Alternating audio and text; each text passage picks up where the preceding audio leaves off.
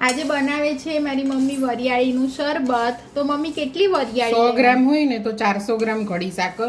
નહીં, વરિયાળી કેટલી? વરિયાળી 100 ગ્રામ હોય ને હા. તો 400 ગ્રામ ખડી સાકર લેવાની હા. અને 2 થી 3 ચમચી ખસખસ નાખવાની અને આમાં ઇલાયચીના આખા આવા અને પોડ્સ નાખવાના. હા આવા આ આખા કાર્ડમમ પોડ્સ આખા કેટલા નાખવાના? આમ લગભગ સમજો ને કે 20 થી 25 ઇલાયચી. જો આવી આખી ઇલાયચી નાખજો. 20 થી 25 ઇલાયચી. પછી આ બધું ગરમ કરવાનું. કેટલી મિનિટ શેકવાનું? 5 થી 10 મિનિટ. ગરમ થઈ જાય એટલે બંધ કરી દેવાનું. તો બંધ કરું. હું બંધ કરું છું. 10 મિનિટ થઈ ગઈ છે. પછી આમાં આવી થોડી ખસખસ નાખવાની. ખસખસ શેકવાની. ખસખસ ગેસ બંધ કરીને પછી નાખવાની એટલે એ ગરમ થઈ જ જાય. એ જાતે ગરમ થઈ જાય. પછી આ બધું ક્રશ કરી નાખવાનું. આમાં ખડી સાકર નાખી અને ક્રશ કરી નાખવાનું બધું. ખડી સાકર ક્યારે નાખવાની છે? જ્યારે ચર્ન કરીએ ને આપણે. આ ઠંડુ થઈ જાય ને, આ રૂમ ટેમ્પરેચર પર આ ઠરી જાય. આ રૂમ ટેમ્પરેચર આવીને ઠંડુ થઈ જાય ને પછી એમાં ખડી સાકર નાખવાની.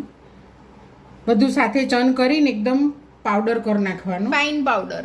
ફાઇન પાવડર કરવાનું અને પછી બરફ પાણી નાખીને શરબત વરિયાળીનું ગરમીમાં પીવાનું. અને પછી તમે આ જ શરબતને કુલ્ફીના મોલ્ડમાં બી ભરી શકો અને એની કુલ્ફી જમાવીને ચુસ્કી બી લઈ શકો. હવે આ વરિયાળી, ઇલાયચી અને ખસખસ આ બધું એકદમ ફાઇન પાવડર કરીને ક્રશ કરવાનું છે મિક્સચરમાં.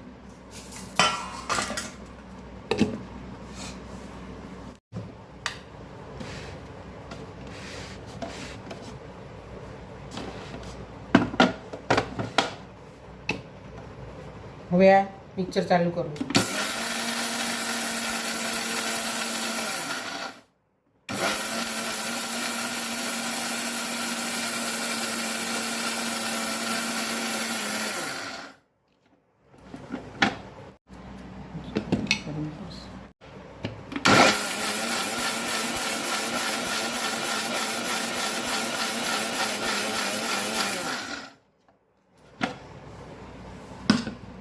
હવે એમાં ખડી સાકર નાખી દઉં છું બધી.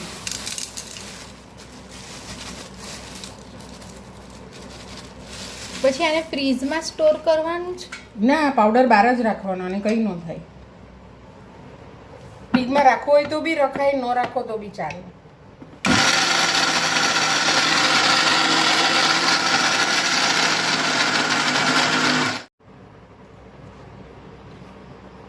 જો આવો ફાઇન પાવડર એકદમ ઝીણો.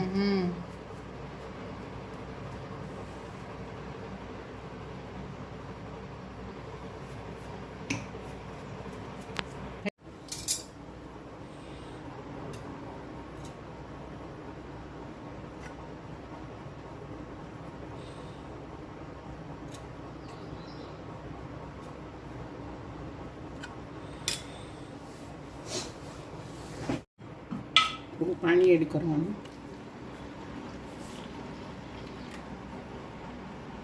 વાવ વાવ વાવ. હમણાં હું બધું ઝીપ ઝાપ ધૂમ પી જઈશ.